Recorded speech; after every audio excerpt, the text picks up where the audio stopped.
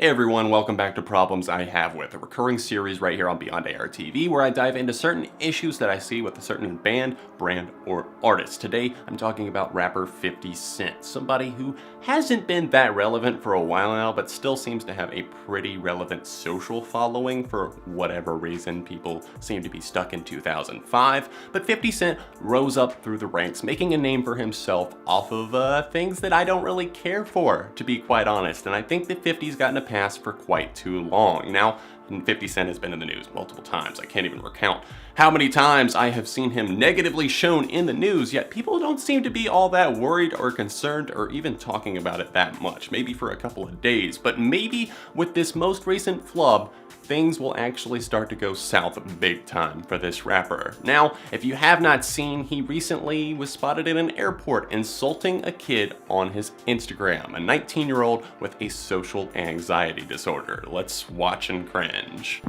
Listen, the new generation is crazy. They're crazy. What's your name? Look at him. Look at the. What kind of shit you think he took before he got to work today? He high as a motherfucker right here in the airport. Pupils dilated, everything looking like that. The new generation is fucking crazy. Bullying is the first problem I want to talk about with Mr. Curtis Jackson. Social media has given him that voice that he hasn't had for quite a while, and like I said, he still has a pretty strong following on places like Instagram and Twitter, and he often voices things that are just very concerning, things that I feel like we let him get away with, but this video here is just, it's so saddening to me because you look at this kid and you see the interview that was done with him afterwards, and you see the kid smile whenever, you know, he's going through he's had a tough life. He hasn't had it the best of things, and you can see that he's working hard for himself, just trying to mind his own business, work his job at the airport, doing his thing, and his stepdad tells him that he's like proud of him in the interview and saying, you know, you did it all by yourself, and you just see that smile, and you know, how could somebody just go up to somebody and just say, you're fucking high, this new generation, and all of this other shit, when you don't even know this person at all? You have no idea who this kid is, and you just walk up to him, start filming him, and say, you're high at the airport. Whenever you have the authority to do something like that, whenever you command a huge following,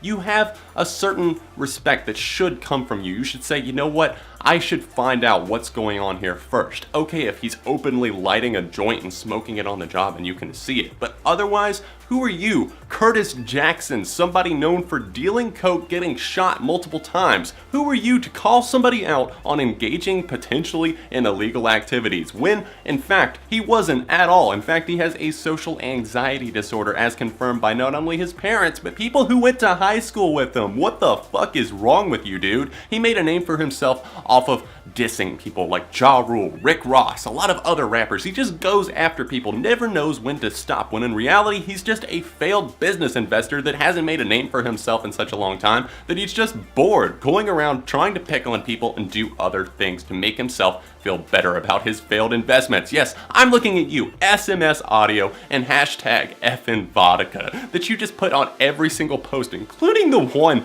of you making fun of this kid. Hashtag effing vodka. Whenever you hashtag it on every post and you're desperately trying to put it out there, that's when you know you've got a failed business on your hands. Now, the bullying doesn't just stop there because it bleeds over into homophobic slurs that have been a huge part of 50 Cent's brand over the years. He's rough and tough, he's so hood, and he doesn't deal with the homos and the faggots. His words. Definitely not mine. Now, over the years, he has said things like men should just kill themselves if, you know, they don't enjoy sleeping with women. Or, you know, I had my homie shoot up a gay wedding because, you know, Perez Hilton said some less than favorable comments about me. It wasn't his wedding, but it still made me feel better. And then in an interview with Playboy back in like 2004, 2005, he said something along the lines of, what was it? Oh yeah, I'm not into faggots, I'm not into gays or homos. I don't like the way that they think towards me. And obviously I'm going to be linking to these articles because these are paraphrased versions of what he said. If you want to find out the full versions of all of his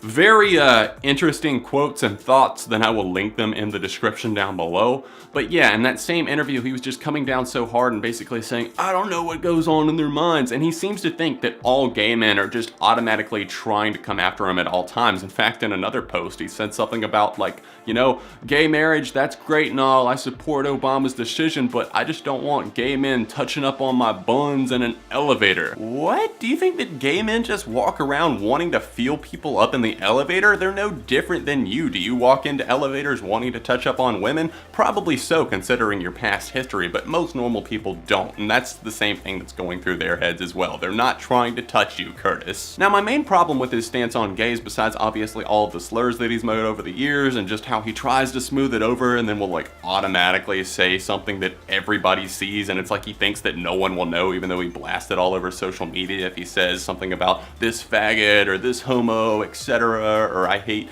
the way that they do this. No, my main problem is the fact that his own mother was bisexual, and he was raised in a household that would be more accepting, you would think, especially for somebody who grew up in the hood. And 50 Cent made a name for himself coming up in the streets, get rich or die trying, had a lot of big smash singles like In the Club, all these other songs that just basically talked about his thug life, coming up, getting shot 9 times, surviving, and coming into his own as a rap star. But he was raised a little bit differently with the fact that he had a bisexual mother. And here's the thing, he's okay with lesbians, he says. He's okay with woman on woman because that's hot to him. But men, oh no, I can't even think about that. If you don't like having sex with women, you should just kill yourself. I think this all ties together quite nicely into my final problem that I'm going to bring up with 50 Cent. A history of lies and shady behavior, because it's something that we have seen so much in the past 6 months especially. A lot of things have come out and just like, you're like, what? Why was he doing that? And that's all surrounded one story. 50 Cent filing for bankruptcy. And then it all turning into a sham, potentially, because 50 Cent posts photo on Instagram of himself surrounded by money. Who the fuck does he think he's... Who does that? And his reasoning for doing that after filing for bankruptcy is saying, I have to keep up a certain image to my followers. I have to appear a certain way because I'm a rapper, I'm a tough guy, and everybody believes that everything I say on the track is true. So I have to be surrounded by myself and all my millions. In fact, it turns out it was prop money, but he was asked to appear in court to pretty much justify why he was surrounded by all that money. I think that's hilarious. Backtracking a little bit here, he filed for bankruptcy because he was getting sued or put up for child support or something like that by Rick Ross's baby mama, who he had fucked around with. And yeah, he ended up cashing out over $7 million to her, and I think that that's karma biting him in the ass there. And I think it's absolutely hysterical because he says, oh, I'm not really bankrupt, I had to do it because of this, and then he's surrounded by all this money, and it's like, okay, maybe he really does have money, and then it comes out that it's prop money. A real, true gangsta. God, I'm sure so many aspire to be like you, 50 Cent. Irrelevant at age 40. Thanks for watching this episode of Problems I Have With. Smash the like button, subscribe to the channel if you would like to see more of these, along with track reviews, music news, and a lot of other segments that I host right here on this channel. 7 on Sunday is returning this Sunday, so make sure you tune in for that. It's a countdown series that I do on Beyond ARTV. It's been out for a little bit, but yeah, it's coming back. Thanks for watching. I'll see you guys very, very soon right here on Beyond ARTV.